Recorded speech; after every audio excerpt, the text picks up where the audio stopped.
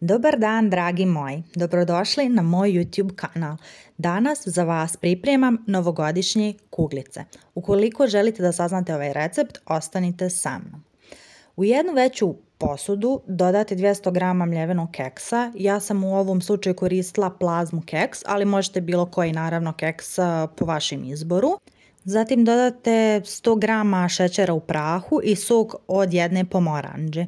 Sve to dobro sjedinite i pravite kuglice. Kuglice možete praviti manjeg ili većeg oblika, kako god vi želite.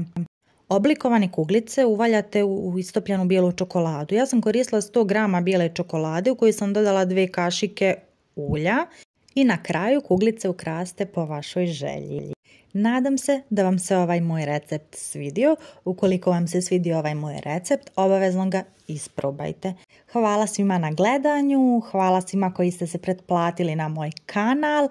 Ukoliko želite, slobodno možete da napišete neki komentar na ove moje kuglice, kako su vama ispale, da li vam se svidjelo, šta biste promijenili, šta vam se možda nije svidjelo. I pohvale i kritike su dobrodošle. A ja vas pozdravljam do sljedećeg videa. Lijep pozdrav, pa se čujemo nekom drugom prilikom. Ćao!